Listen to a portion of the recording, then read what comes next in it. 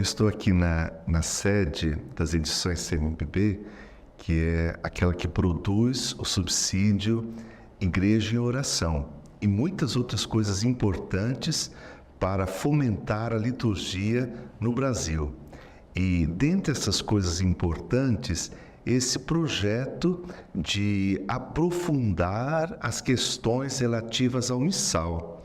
Dom Jerônimo já nos ajudou refletindo sobre a sua história, e a história sempre é um auxílio para compreendermos o momento presente.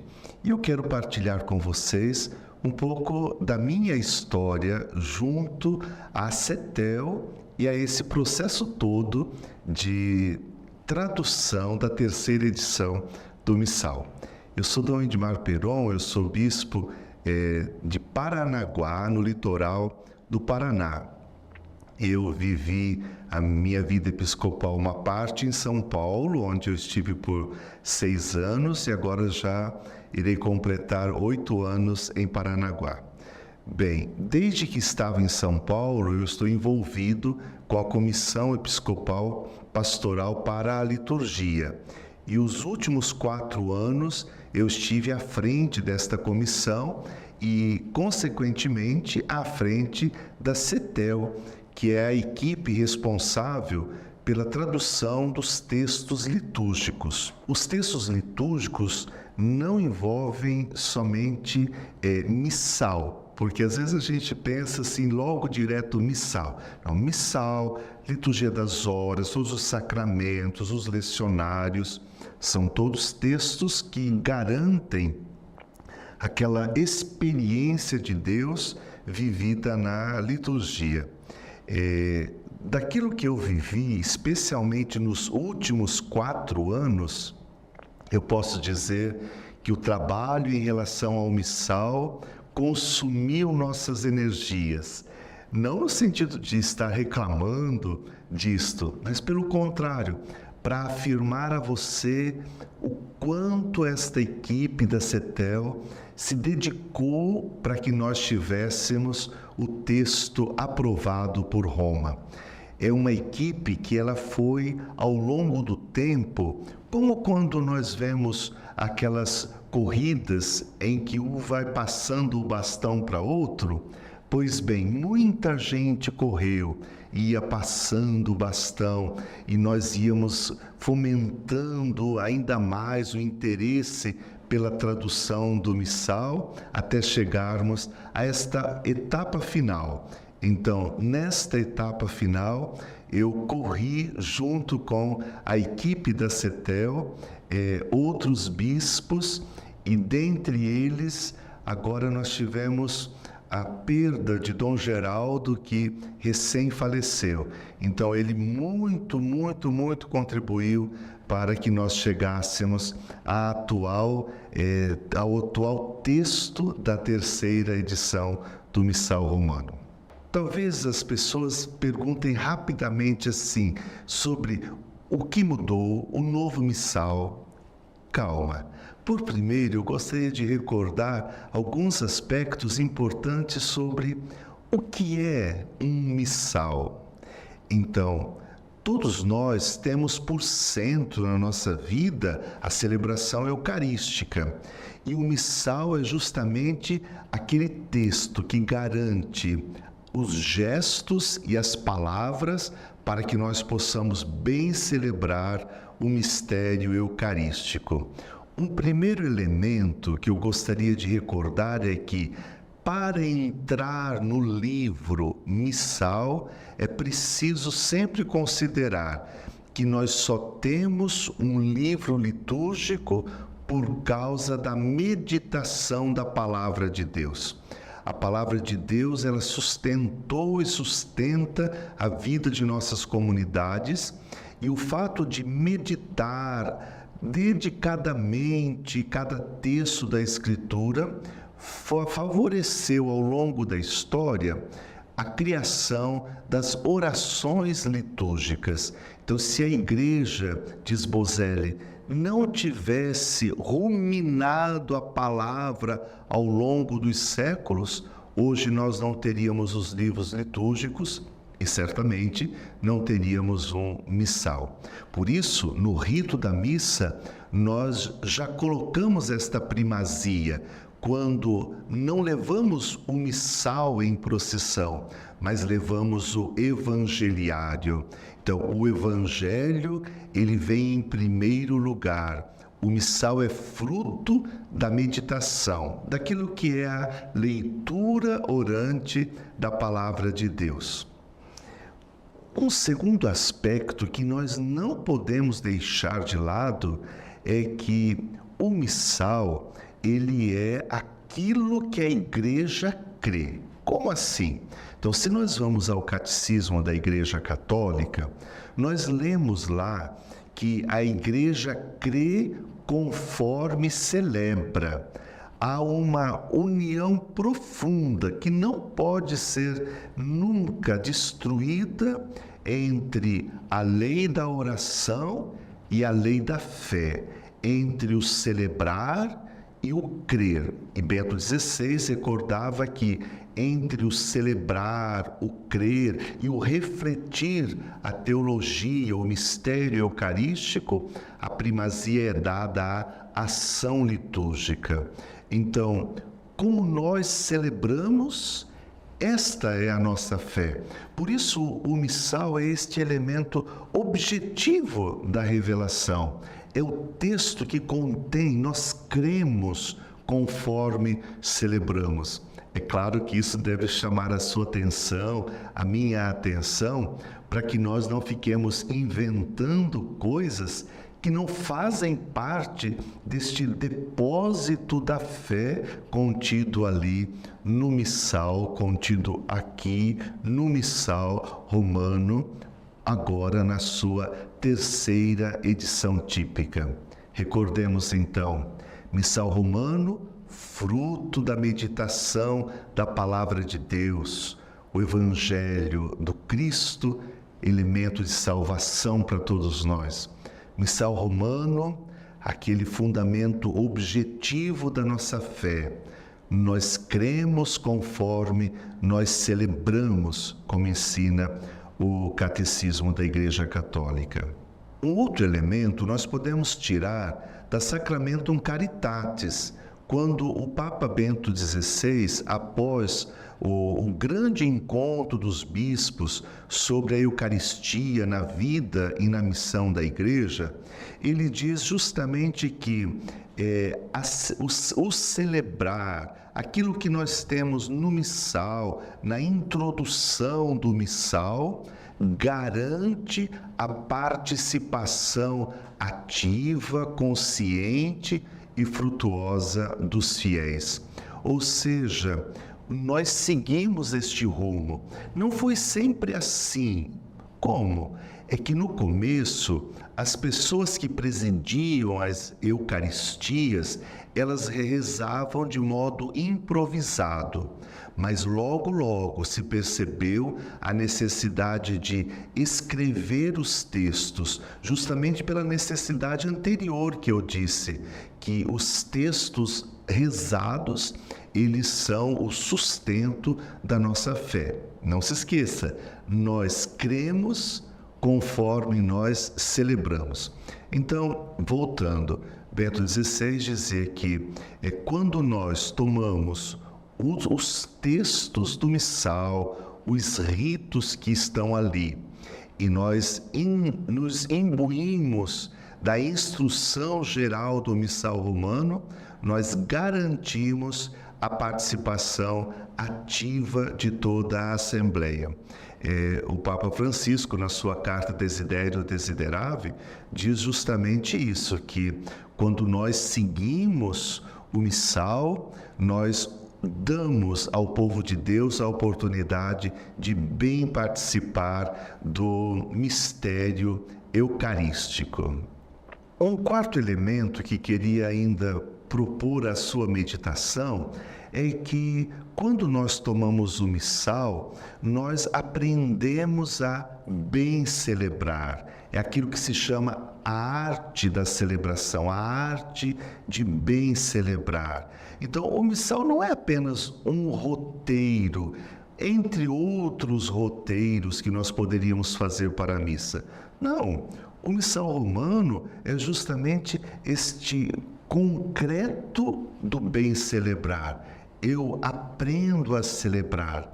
Eu já partilhei neste final de semana, partilhei um pouco como nós estamos vivendo na expectativa da chegada do primeiro domingo do Advento, quando começaremos a utilizar o missal, esta terceira edição, que ao rezar as orações eucarísticas, eu ainda me sinto um pouco como quem está lendo as orações eucarísticas. Eu preciso retomá-las muitas vezes pela leitura orante até o primeiro domingo do mês do Advento, que será o primeiro domingo de dezembro, para que a oração eucarística saia de dentro de mim. Eu não vou tirar o livro, o missal, mas o livro é somente para que eu possa, com segurança, ir retirando de dentro de mim aquilo que eu fui colocando dentro do coração pela leitura orante dos textos do missal. Eu convido você a fazer essa experiência. Você padre, você agente de pastoral. Hoje nós temos tantos subsídios, este da CNBB, a Igreja em Oração, que contém os textos do missal. Então, medite-os. Assim como você é chamada, como nós somos chamados a meditar continuamente os textos da Bíblia, especialmente os evangelhos, nós somos chamados a entrar neste mundo missal e colocá-lo dentro. Então a nossa fé vai ser muito firme, a nossa participação ativa, consciente e a celebração de qualidade. Esses são alguns aspectos introdutórios para que nós possamos não apenas ter um livro, mas fazer aquilo que Dom Jerônimo escreveu em um dos seus artigos: passar do livro à celebração. Então, passar do livro à celebração requer o que acabei de dizer: meditação contínua, aprender a manusear o missal. E eu diria, deixar-se envolver por esta chegada da terceira edição, revendo os gestos que não são da liturgia católica, mas coisas que nós fomos inventando. E normalmente, quando inventamos, tanto Bento XVI como o Papa Francisco afirmam que nós retiramos Cristo do centro e nos colocamos no centro. Quando a figura do padre é muito central na missa, a gente acaba fazendo a experiência do padre, mas não a experiência do encontro com o Senhor. Quando o ministro do canto é muito protagonista, não existe a condução a Cristo, nós fazemos uma experiência deturpada da palavra de Deus, da escuta desta palavra e da celebração eucarística. Por isso, então, todas as equipes de canto, equipes de celebração, e dentre elas, nós, ministros ordenados, somos chamados a fazer esta leitura orante dos textos e assimilar os gestos para que passemos do livro à celebração. Em primeiro lugar, é preciso que, chegando o livro, nós tenhamos consciência de que ele poderia ser organizado na nossa mente assim. Ele tem uma grande primeira parte, a principal parte, a fonte de onde brota toda a nossa vida espiritual, que é chamada próprio do tempo.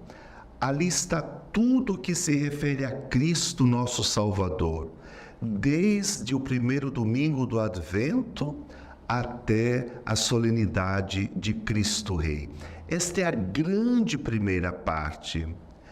A segunda parte grande do missal é aquela parte eclesiológica, onde aparece a igreja de modo muito claro, muito explícita, começando pelo santoral.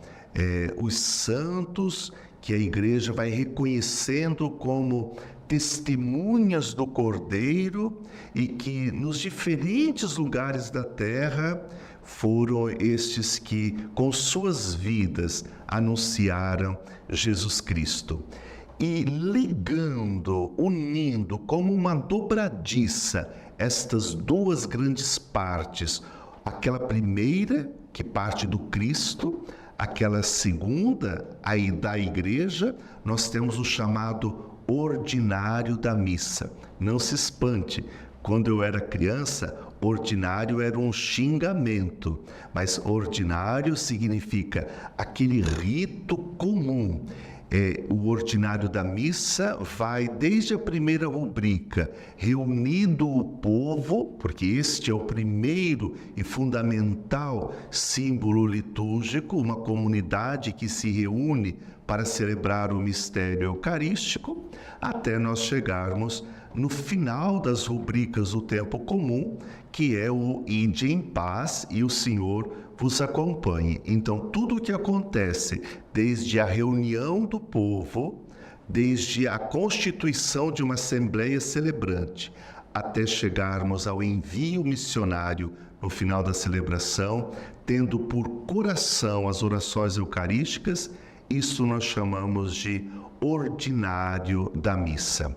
Assim, não se espante, você terá um grande livro, mas ele tem estas três grandes partes, próprio do tempo, o santoral, próprio dos santos, e esta dobradiça que é não está escrito assim nos livros de liturgia e nem no missal. Eu que estou dizendo uma dobradiça, para não deixar solto o mistério do Cristo e da Igreja, nós temos o ordinário do tempo.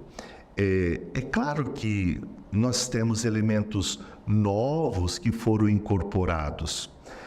Uma vez, num dos encontros, alguém me perguntou, Dom Edmar, por que os bispos tomaram a decisão de mudar o missal? Essa é um pouco a mentalidade. Então, quero recuperar o que você certamente já ouviu de diferentes formas. Quem tomou a iniciativa de constituir esse processo todo de mudança foi São João Paulo II. É ele que no ano 2000 promulgou a terceira edição do missal e, ao publicar essa terceira edição do missal, mandou que não só os elementos novos que foram integrados a esta terceira edição, mas todo o missal passasse por uma revisão, uma revisão bem detalhada.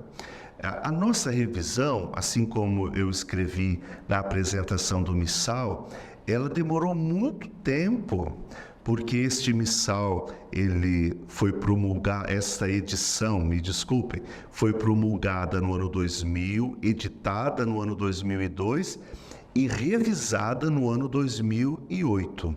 Assim, nós temos um longo caminho também na Igreja do Brasil, nesta corrida de passando o bastão, e todos são importantes nesta corrida, ainda que agora, ao final, a gente normalmente se lembre dos últimos que compunham esta comissão.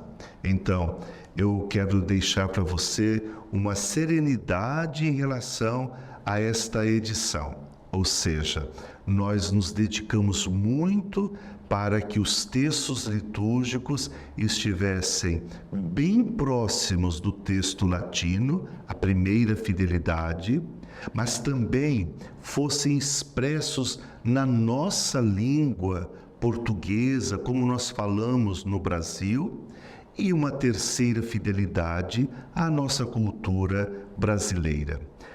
Para você compreender um pouco como era possível esta fidelidade, essa tríplice fidelidade, quero recordar, por exemplo, como nos últimos tempos foi composta a CETEL, esta comissão de tradução dos textos litúrgicos. Então nós tínhamos um bispo do Rio Grande do Sul, Dom Dili, e nós tínhamos do outro lado Dom Taveira, lá do Pará, Dom Aparecido, que estava aqui em Brasília, e nós tínhamos também o secretário da CETEL, que era o padre Leonardo, que era de Minas, mas exercia as suas funções aqui em Brasília. Depois nós tínhamos Dom Geraldo, que nos ajudava, não via internet como fazíamos, mas ele nos ajudava sempre, escrevendo, mandando as suas contribuições. Então, ele trazendo no coração essa experiência das dioceses por onde ele passou e, ultimamente, de Mariana. Nós tínhamos Dom Buchol, Armando Buchol, que era do interior da Bahia. Eu estava no Paraná, era o presidente da comissão, e Dom Manuel, que era o bispo hoje bispo emérito de Cornélio Procópio. Acho que não me esqueci de nenhum. Para dizer a vocês assim, que a busca das expressões melhores para sermos fiéis ao texto latino, à nossa linguagem e à nossa cultura, era um empenho constante.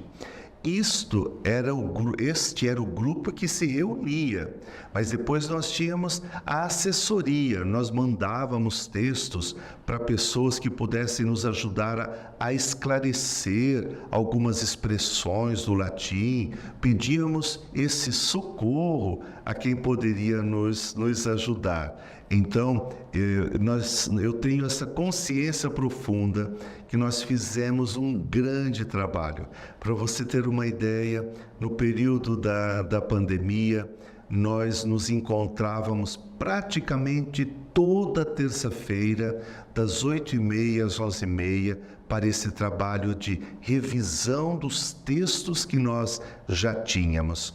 E nós gastamos muito desse tempo na revisão das orações eucarísticas, porque é o coração do missal.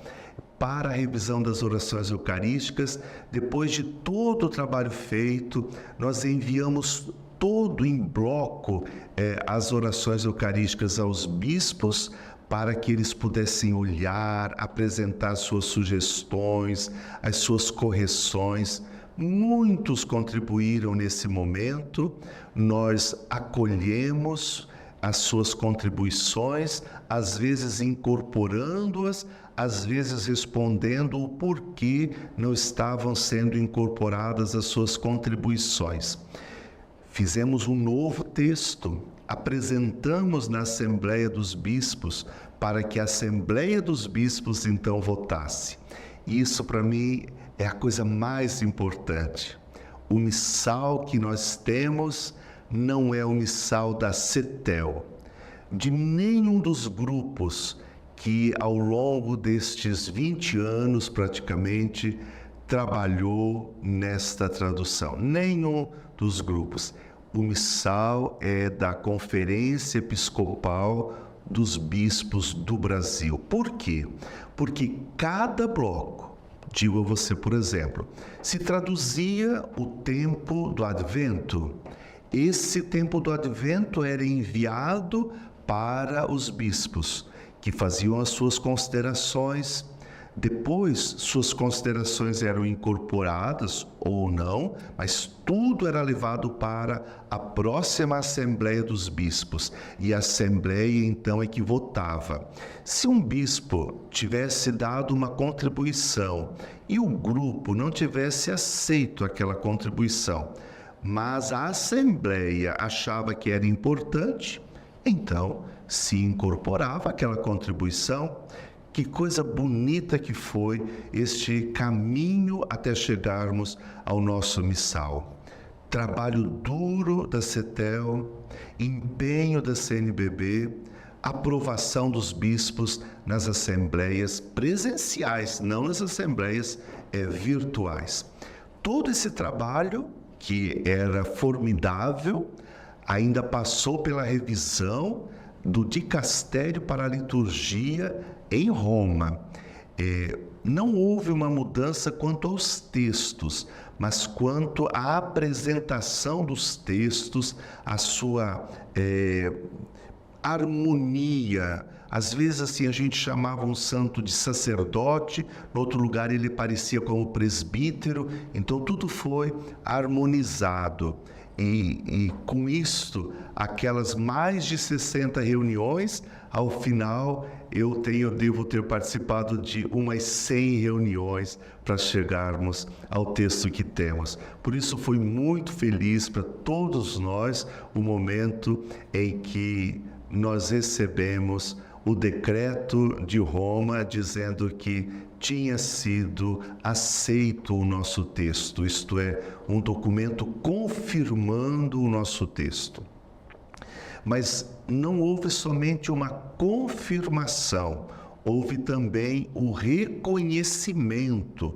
Reconhecimento é assim: aquele texto que não estivesse no texto latino, mas que nós fizemos a proposta no nosso texto, então precisa de um reconhecimento. Não se assuste, não são coisas extraordinárias. Mas, por exemplo, todos nós queríamos que Santa Dulce fosse celebrada no dia 13 de agosto. Mas no dia 13 de agosto nós tínhamos a memória de Santo Hipólito e São Ponciano, ou São Ponciano e Santo Hipólito. Então nós tivemos que pedir a Roma que nós liberássemos esse dia 13, celebrando São Ponciano e Santo Hipólito no dia 12, para que no dia 13 pudéssemos celebrar Santa Dulce. Então, isso daqui precisava de um reconhecimento de Roma. E Roma acolheu e o fato, por exemplo, de nós incorporarmos alguns prefácios novos aos nossos prefácios, aqueles que a terceira edição latina, para você ter uma ideia, nós não tínhamos nenhum prefácio para santos doutores. E nós temos muitos santos e santas com este título. Então, foram incorporados 2 prefácios para a celebração litúrgica desses santos doutores. Isso precisou de um reconhecimento de Roma. Então, como foi bom quando a gente recebeu esse decreto de confirmação da tradução e do reconhecimento desses novos textos que foram incluídos no santoral, e também uma mudança para nós que presidimos a missa importante na Quinta-feira Santa, porque nós colocamos na Quinta-feira Santa, toda a oração eucarística número 1, e não somente uma parte dela, como na terceira edição estava prevista e na terceira edição latina estava prevista. Então, assim, você que me acompanhou até aqui, tem a noção de como foi viva a caminhada, foi vivo o processo de tradução desta terceira edição, que não foi uma iniciativa nossa, dos bispos do Brasil, uma terceira edição, mas foi do Papa São João Paulo II, que criou esta terceira edição para incorporar a legislação nova que tinha surgido desde 1975 até o ano 2000, incorporar os novos santos canonizados e mandados colocar no calendário universal, mas que, não tendo uma outra edição, eles ainda não tinham entrado no calendário universal. E o calendário universal, ele está muito mais amplo. Então, nós temos no calendário universal santos mártires da Coreia, santos mártires do México, das Filipinas. Como é bonita esta universalidade da Igreja. Eu tenho certeza que você, como ministro ordenado, você cristão que deseja crescer na fé, encontrará nesta terceira edição do Missal Romano um auxílio frutuoso. Mas é preciso que não seja apenas um livro, que o livro não passe das prateleiras das edições CNBB para a prateleira da sacristia de nossas igrejas, porque é preciso uma mudança de mentalidade. E eu dizia, como será bom se nós aproveitarmos este momento da chegada da terceira edição do Missal Romano para rever a nossa prática, para rever aquilo que não está previsto no nosso missal. Eu digo uma coisa muito simples. Por exemplo, a instrução geral do Missal Romano, ao falar do ato penitencial, diz assim que quem preside convida ao ato penitencial. Se faz silêncio para que todos se reconheçam na presença de Deus como pecadores necessitados de sua misericórdia. Em seguida, se faz a confissão geral dos pecados por uma das 3 formas previstas no missal. E depois se faz a conclusão chamada absolvição. Mas a instrução geral do Missal Romano diz assim: esta absolvição não tem a força do caráter sacramental da confissão ou penitência. Ora, isso significa que nós não deveremos trazer para este momento os gestos próprios do sacramento da penitência. Ninguém vai impor as mãos, como se faz no momento da penitência. Ninguém vai fazer o sinal da cruz, como se faz no momento da penitência. Não, nós vamos apenas rezar, desejosos de que Deus Todo-Poderoso tenha compaixão de nós, perdoe nossos pecados e nos conduza à vida eterna. Mas tem um vício que ao longo do tempo foi se criando, de que quem preside estende as mãos sobre a Assembleia como se fosse uma conclusão que perdoa os pecados aos moldes do sacramento da penitência. Então, só para dizer a você um elemento, né? Esse elemento de como nós precisamos rever a nossa prática celebrativa. Quando eu digo nós, eu estou me incluindo, porque eu preciso continuamente reler a instrução geral do Missal Romano para que ela inspire o meu agir litúrgico.